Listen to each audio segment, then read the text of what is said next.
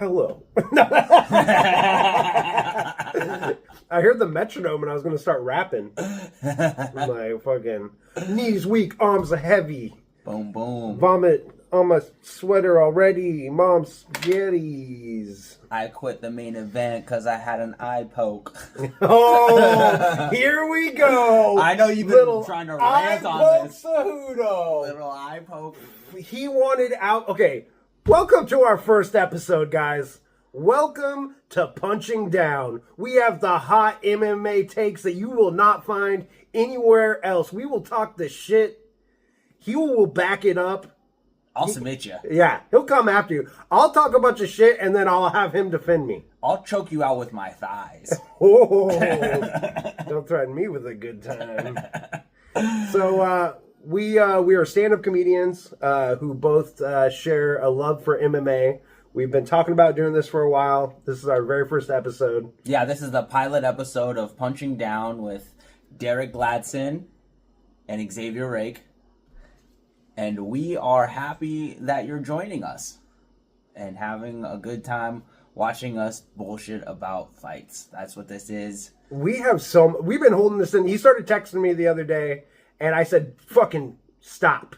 We don't keep that cork in because we're gonna have a lot to talk about. He was just at UFC Seattle this past week. Yeah, I went to UFC Seattle and I saw Henry Cejudo's big head in real life. And they even talked about it on the broadcast. They're like, I mean, God, look at that head. Dude, it was a bobblehead. I saw it through the cage from 15 feet away and it was... Bro. It was cool. But I was like, I don't want to punch that. Well, you don't want to punch a bobblehead because it always comes back, you know? Yeah. It always bounces right back at you and you're like, fuck, I can't knock this thing out. Yeah, that was a thick skull. Dude, your seats were amazing. Yeah. What the fuck? Yeah. Like, I saw your video where you're like, when Dana White walked like 2 feet from you. Yeah, he was. We know what was crazy is because I'm one of the biggest fan. I used to fight myself and I've been a big fan. And it was just so weird to me how, I mean, it makes sense, but it never registered in my mind. Like, they were treating him like he was like a movie star. Like, he was walking down a road, and they were, you know what I mean? I just never thought of that, you know what I mean? But like, to that crowd, he is. You know what I mean? Exactly. And I do consider myself a hardcore fan just because, you know what I mean? I used to fight myself, and I used to be drenched in the culture, but I just never viewed Dana White like that. And seeing him walk down and having all these people like it was a red carpet movie premiere. I don't think of him like that. When I see Dana, I just think of him like the biggest fan. You know what I mean? Because to do this for so long and have him still get excited about these matchups and get excited every week, you know? Yeah, like, the passion he has. Yeah, you can't fake that. No, dude. When did you start watching MMA?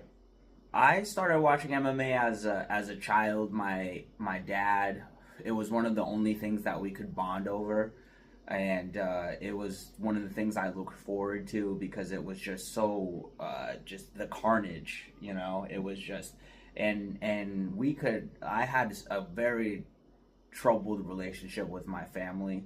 And it was one of those things where they could relate to me and I could relate to them through martial arts and through fighting and through some of the morals that you kind of just build, you know, training and fighting. You know, there's a certain code that eventually just gets kind of instilled in you, I guess. It sounds really cliche. But dude, so I've saved this for this podcast because I haven't really talked with you about it. So it's cool for us to like get to have this talk for the first time. But like, you know, I trained martial arts my whole childhood. Like, that was like my whole thing. My dad was super into martial arts. He was growing up, and he was super into, he was insane with nunchucks and shit like that. Like, really? He could do like spin them around, do all kinds of shit.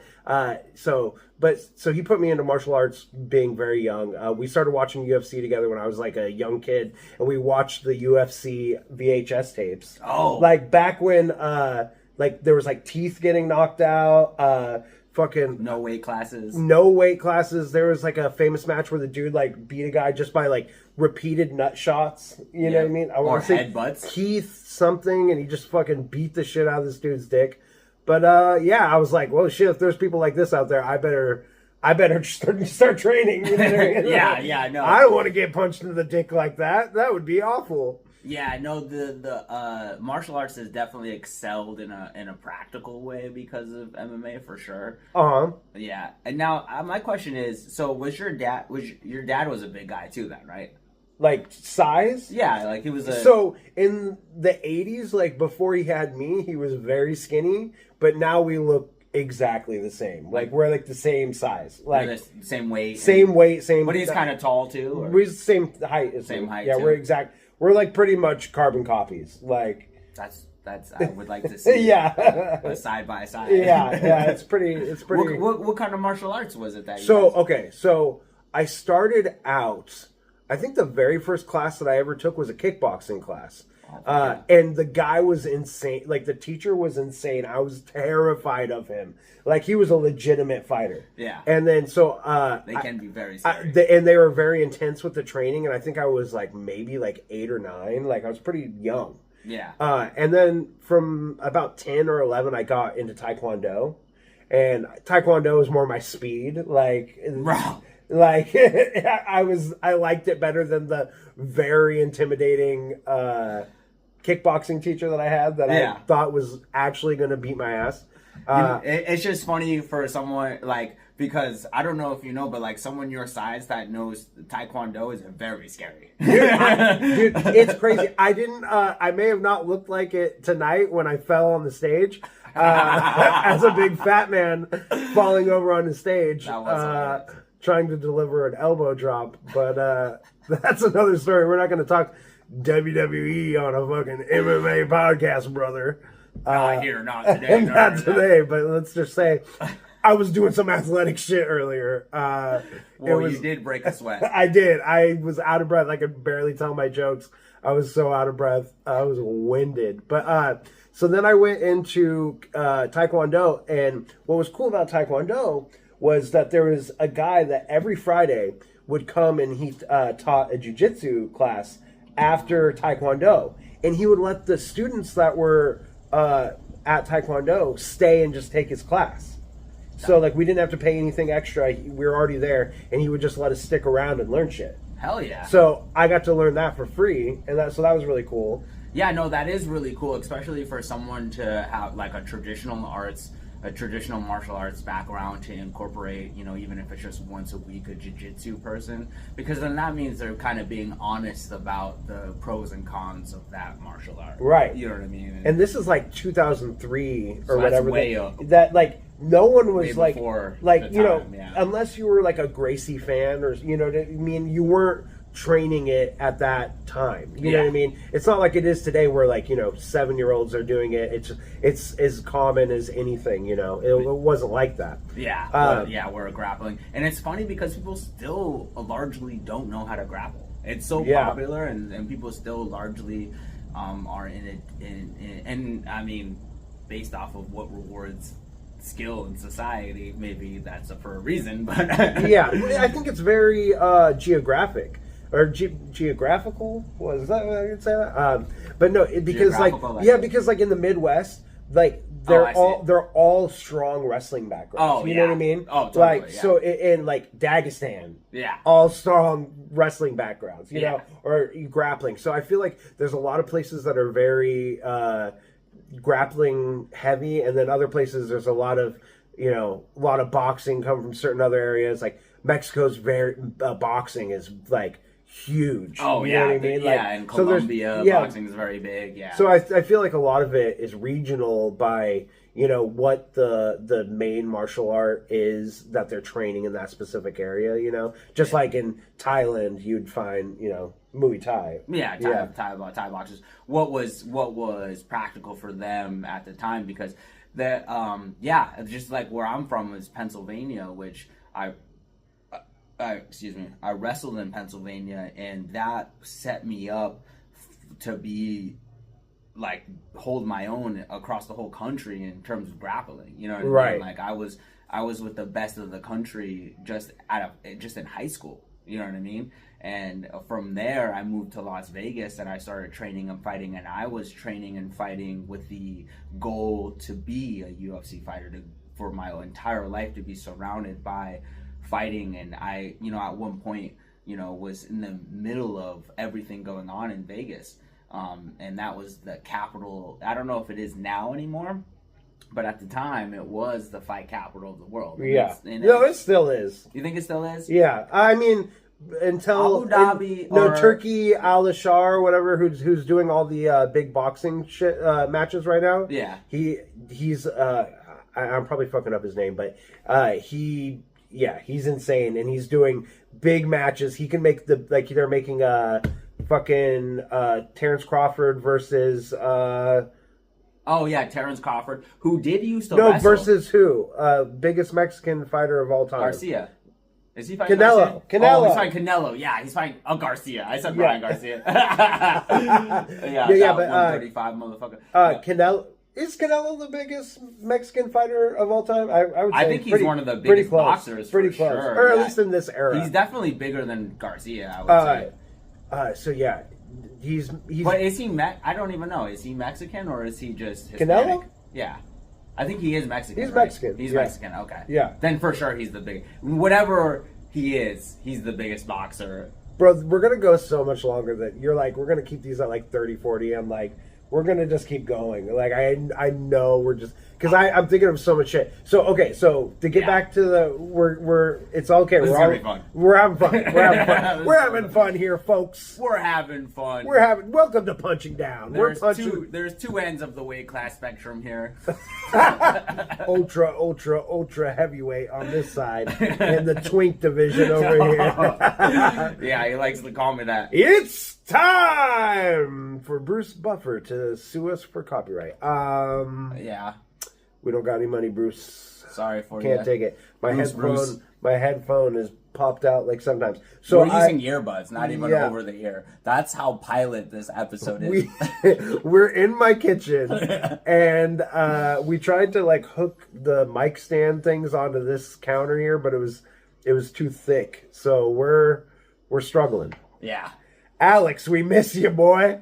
We miss you, dude. Yeah, we need desperately a producer. So. Yeah. So if you would like to help us, but you have to test for at least a blue belt if you want jiu-jitsu. we gotta grapple, brah. Oh shit. We gotta grapple if you want to be the producer of Punching Down. I don't think that we should do that. That limits our pool of candidates down very small.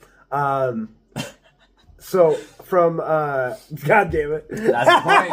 That's the point, my boy. My boy. So I went from Taekwondo, Jiu-Jitsu, and then from there I went to Woon Hop Kundo, which is a type of Kung Fu. Kung Fu? Yes. How is it possible that you learned Kung Fu? Dude, I'll show you. And you also look like Kung Fu Panda. Skadoosh. Right.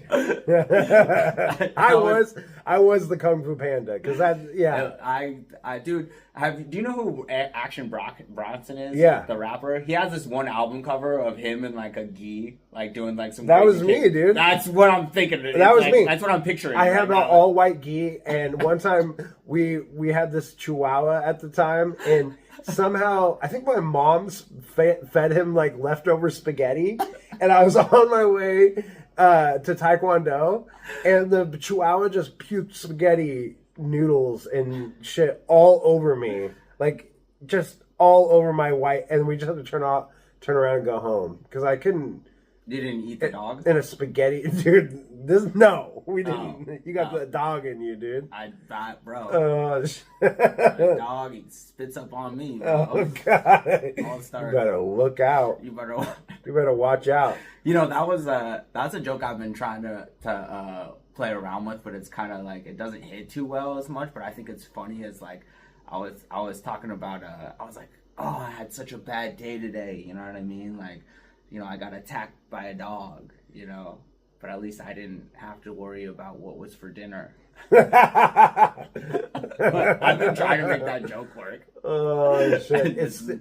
That's too realistic. Like I think that people like it's such a heel turn. Like you're just like they're like, nah, now we can't trust this guy. Like, Yeah, he's definitely. We're not having him over for dinner. Like it's dangerous. He's gonna be trying to have something else for dinner while he's over at our house. Like our dog just goes missing, and then someone's dog's actually gonna go missing that like lives near you or something like that, and they're gonna like literally think it's you. Like they're just gonna be. They're gonna be like, "What? Wasn't there a potluck about a week ago?" Oh God. I'm gonna just end this line of jokes right here. Yeah, we totally went on a tangent. Yeah. It's not even about MMA. No, it's not. And I was gonna keep it going even farther, and I'm like, it's probably a good idea if I stop here. I'm not gonna go completely wear Asian on you, dude. Dude, that's one of the funniest concepts. What was that? Oh, should we go into wear Asian on the pod? I mean, it's here, bro. We might as well. Oh yeah, because I said that I wouldn't share a vape. I said I wouldn't share a vape with him because I'm germophobic, and he's like, "What? It's because I'm Asian?" And I'm like, "I'm not gonna turn into like a wear Asian." Yeah, like he's afraid of SARS still, bro. It's 2025, bro. SARS, bro. SARS? We're bringing back SARS? Dude. We're bringing back SARS, bro. Oh, dude, bringing it back. Okay, we got to get back to MMA. Yeah, yeah. Yeah. So back, I basically, to end the story, wrap that part up, is I did Wunop Kundo until I was like, maybe like, till I started getting pussy, so 15. And then from there on out, I never went back to martial arts. Did you ever use any of those techniques, though, when you were getting pussy? Yeah, actually, in a way. Well, so I got jumped by a bunch of guys that basically me and my ex broke up, and we're back. From the intermission. Intermission, that's what we're going to call it. He hit a button. Guys, this is our first podcast. He hit a button, and he absolutely destroyed the production. Brought it to a screeching halt. Also, I was telling horrible stories about my past that probably should stay buried. So we're just going to cut that whole part out. And we're going to start here. And now I don't have to tell horrible stories about my past. And also, I always hit the button. And also, I always destroy. When I hit the button. He hit a fucking knockout on that equipment. But as you can see, it's as creepy as I've ever been in my life. I don't have a microphone anymore because we're not even using them. This is coming straight from a phone audio, but my boy over here has still got his microphone. Yeah, and it doesn't work, but I'm all about presentation. He's holding on to the dream. I'm holding on. Also, I want to feel like I didn't order all this shit from Amazon for no reason. I'm like, I dragged my all-in-one Dell computer down here, and I just fucking destroyed production in 2 seconds by accidentally hitting some sort of fucking thing. I don't even know. And I do this. Well, I don't do audio recording for a living, but I do fuck with electronics for a living. So it's all good, bro. This is what a pilot is for. It gets a little wild. We're figuring shit out. Thanks for watching. Hit the subscribe button. We don't have even a channel made for this, but hey, once we do, hit the subscribe button.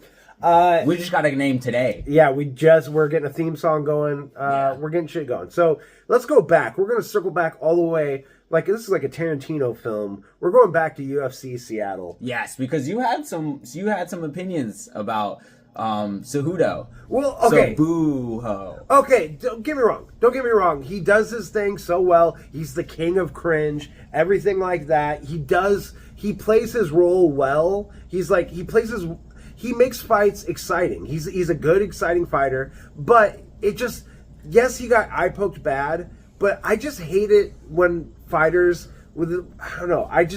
He obviously just didn't want, he was trying to play like he didn't want to quit. Yeah. You know what I mean? Yeah. But when he was just like, get a doctor in here. The one thing that you're not supposed to say is, I can't see. Yeah. And he was like yelling it loudly. And look, the whole thing that rubbed me wrong was I didn't like how they were like, okay, we're going to let this go, but then we're going to start the next round, and then we're going to stop it. Yeah. You know what I mean? No, that was just like weird. Yeah. No, that was a bad decision on his part to try to keep going if he couldn't see to begin with. But I don't think he ever wanted to continue. he didn't seem like he wanted to be in there. I will give you that. He didn't seem like he wanted to be in there with him from the beginning. From the beginning, I don't think he seemed like a little lackluster, and a lot of fighters do seem that way after coming out of retirement. Like he, and it's tough. It's tough because you come out of retirement and you fight some of the pound for pound best fighters in the world. Like bantamweight is one of the deepest weight classes, and you fight Merab and just the way that Merab made him look, like, you know what I mean? Just ragdolling him. Oh, yeah. Merab's one of the best. Yeah. There's a reason that he's champion.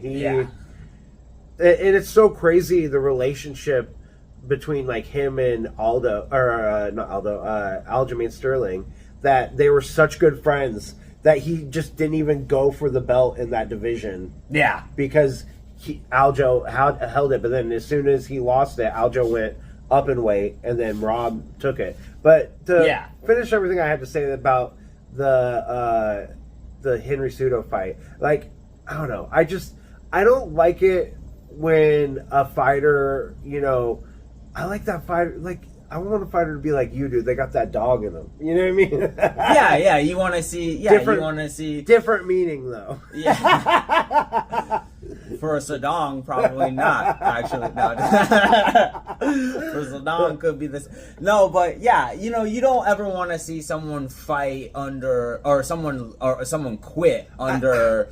Because then it kind of feels like they're taking a paycheck, and then maybe he just wanted the paycheck. But it's also like he did. I heard he was on, or I saw a quote from him that he was talking about. Oh, well, I guess I'll just raise my kid with one eye. You know what I mean? He was saying, and I see. I also am aware that my opinion is really dumb, like that a fighter shouldn't put if you hurt your eye and you legitimately can't see. You shouldn't put yourself in the danger. You don't want to end up like Michael Bisping. You know what I mean? So I'm aware that I'm just for me, he looked like a pussy. Like, well, yeah, Like, I don't like my fighters to look like a pussy. Like, I want to root for a guy that I'm like, if that guy lost both of his eyes, that he would fucking just keep fighting, like, with two bloody eye hole sockets and just fucking keep swinging. I'm like, that's my guy. That's the guy I put on my fucking betting parlay. That's the fucking guy I pick. Yeah. You know who that guy is? Mike Perry. That's who that guy is. That's Mike Perry, Like, Mike Perry, if he had no eyes, he would just still be like, ah! Like, yeah, you like the people that if they weren't fighting in the UFC, they would be fighting somewhere in a parking lot. I like dumb guys. I like Sean Strickland. Yeah. I like Bryce Mitchell. I like dumb guys. Yeah. Like Strickland's a different story. Strickland's away. He's pretty dumb. And Bryce, bro. Bryce Mitchell's pretty Bryce Mitchell, did you hear about his whole thing recently on his podcast? Yeah, the Nazi thing. Yeah, he's like, well, let me tell you something about Hitler. If before the math, he was a good guy, and I'd go fishing with him. Like that's what he said. Yeah, which that's class. That's class. That's funny, bro. That's like history class 101. As soon as you start hearing about, the economy was great in Germany back then, it's like, well, because they were fucking taking over the world. Like, you know what I mean? Like, it's not like, you know what I mean? Like, you're gonna have to defend me from the Cejudo fans, dude. Like, you called Cejudo a pussy? What Cejudo fans, bro? That's true. That's true. They're gone, I'm bro. glad that he's the king of cringe and people hate him so much because. Well, I mean, that whole stadium, bro.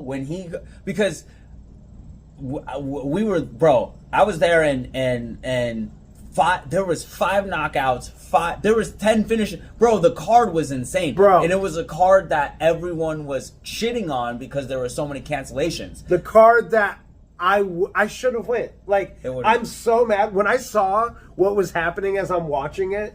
I was like, are you fucking kidding me? Like, finish. I'm like, you were texting me, and I was like, this shit's crazy. It would be the best card to watch live ever. Like, and literally, you're spoiled. Like, and then by the time you get to that fight with them, like, there was only one other fight that went to decision. I think by the time that they got in the ring, there was only I think it was the heavyweight, light heavyweights. I think went to But even that was a good. Even that was a good. It was a good. The energy was insane. Yeah, I heard it. I heard it was so loud. You know what I mean, dude? It was, bro. It was insane, and everyone was in unison. It was just. Yeah. It was just, and the crowd was rowdy, and I saw 3 different fights outside of the cage. And, oh shit! Yeah, it was. Yeah, and it was.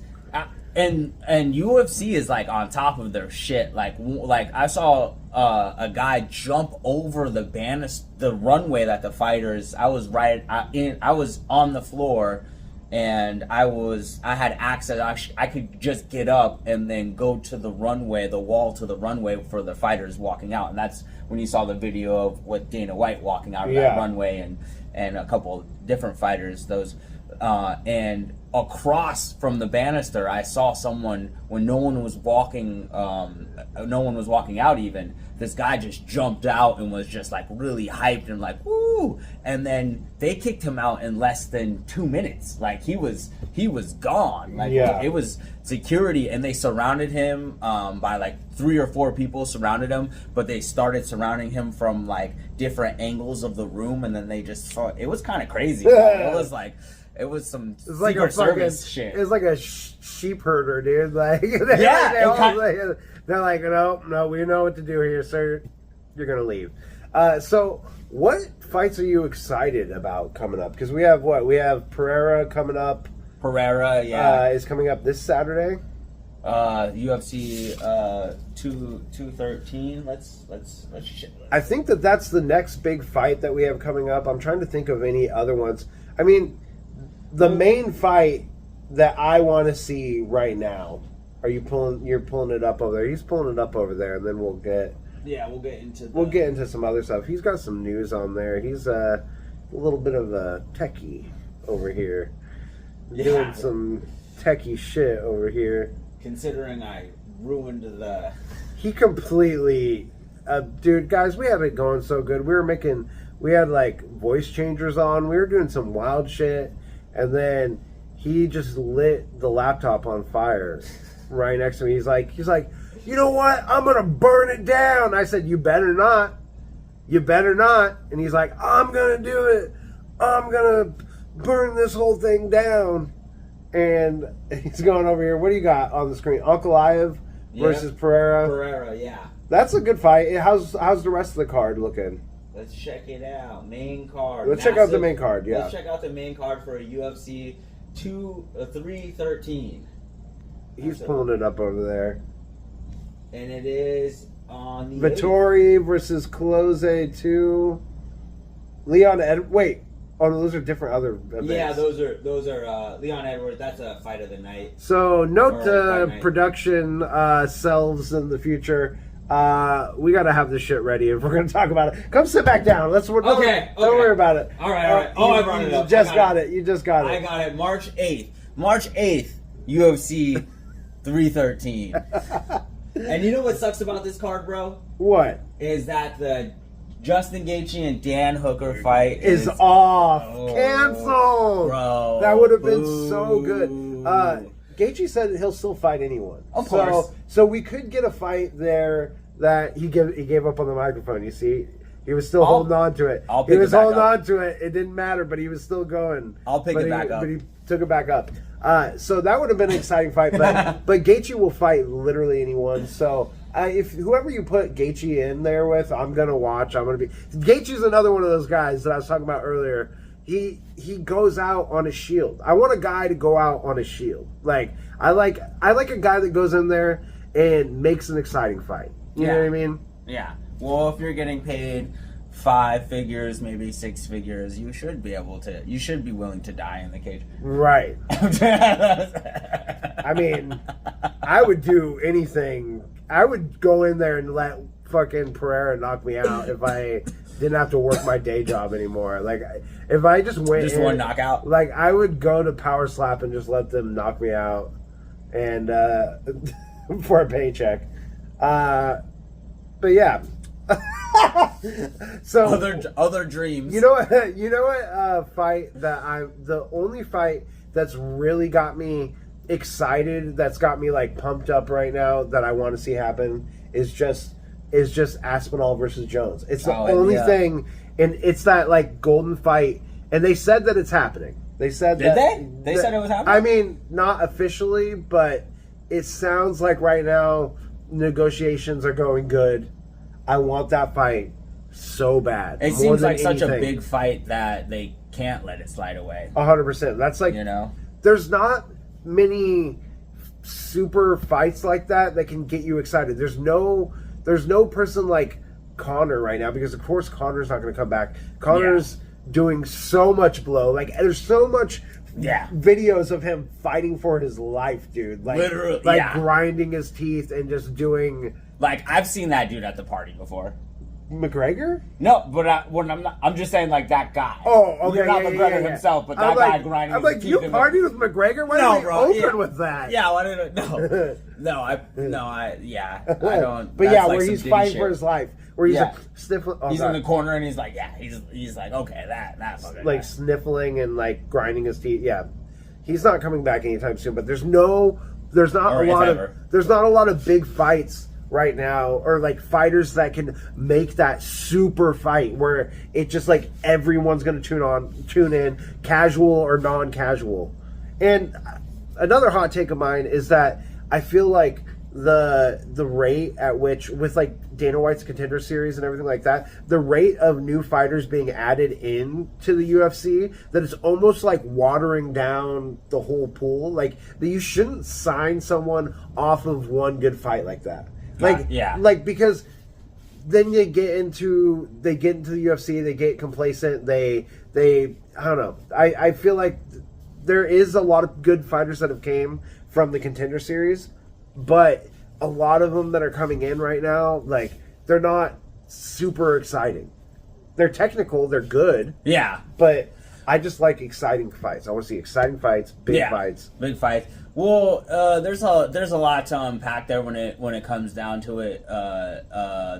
The Contender Series was a great leaping pad for a lot of different fighters. O'Malley, but you know what I mean? Yeah, O'Malley, Bo Nickel. Yeah. And there is good people that champions that are coming from it, but I'm just saying, with how many episodes that they do of that show and how many contracts have been handed out from there. Yeah. That eventually, if you keep it going. Yeah. And the thing with the Contender Series is that they love that because they give these guys very low contracts. They give them the starter contract, the lowest that you can pay someone. Yeah.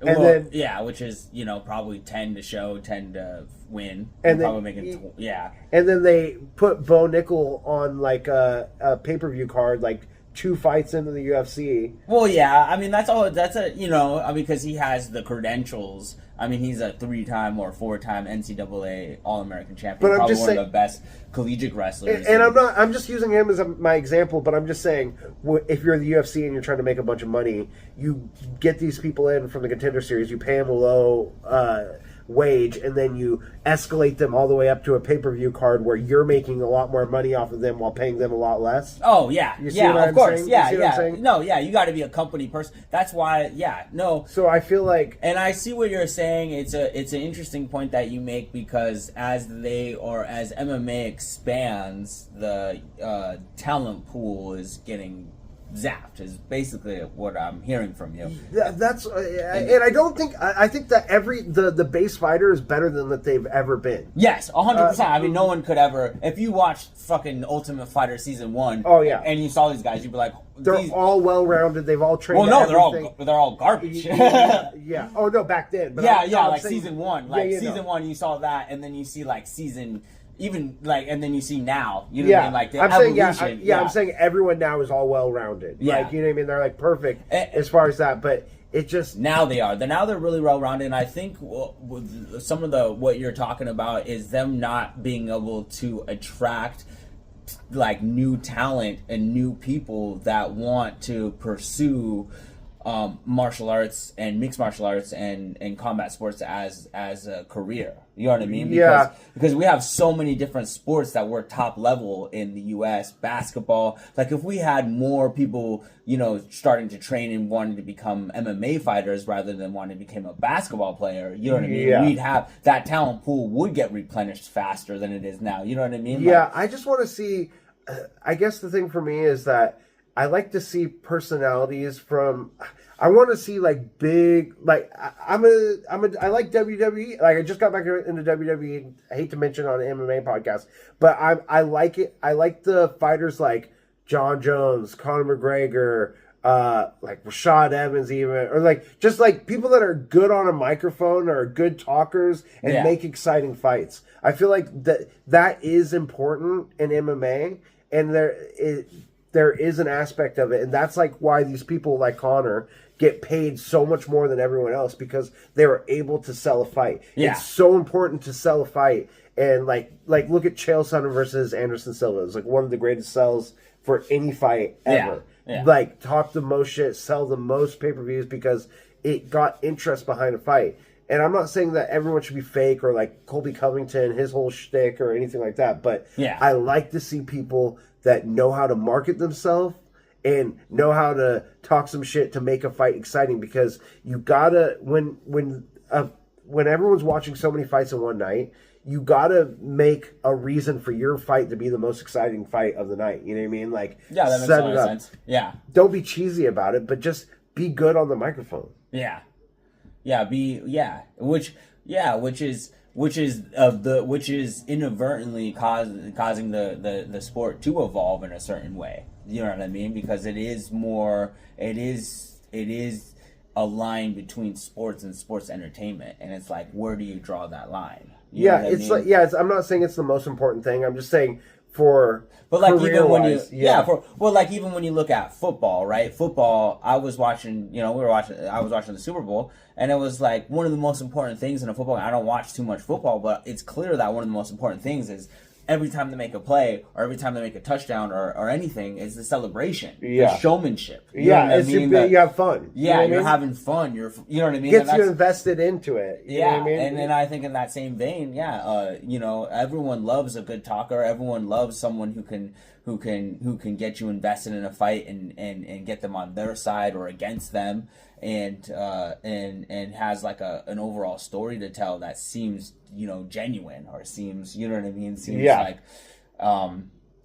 and it's tough to train.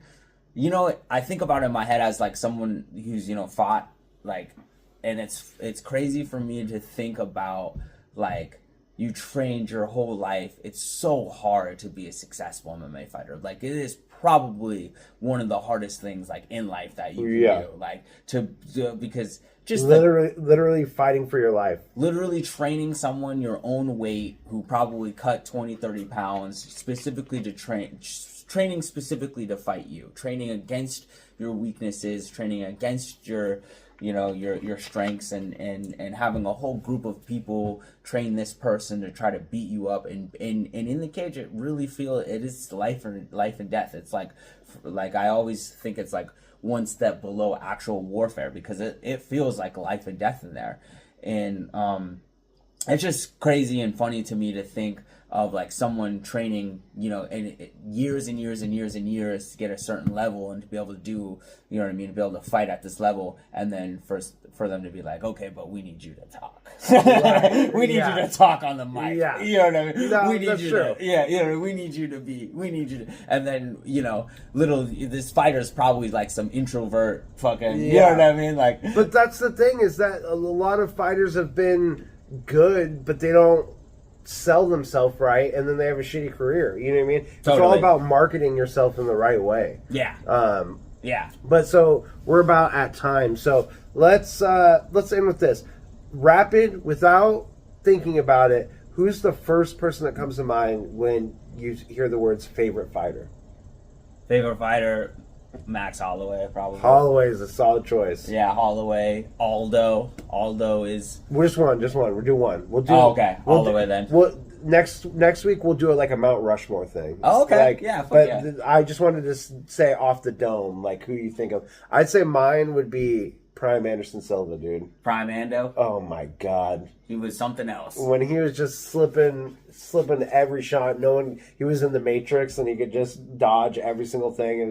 It was insane. Yeah, that was one of those times where you could see that this person clearly evolved So much higher than everyone else. Yeah, exactly. And it's just, and you can see that in particular fighter. You could see that in particular eras, and you could see everyone else catching up to them. Right. You know what I mean? Where the game catches up to that one person, and then that becomes the base level for everyone across the board, and then someone else has to shoot back up, above there, and then you get a Khabib, and then you get and then it keeps going. You get John Jones, and it just keeps going higher. But guys, this has been Punching Down.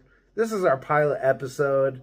We're gonna figure shit out. Yes, sir. Get it going. Get microphones that work through the entirety of the episode by next week. He's still using it. Yes, sir. So thanks for watching, and we will. I'm so used to saying we'll see you next week because of Open Mic Heroes, but we'll see you. We'll see you sometime.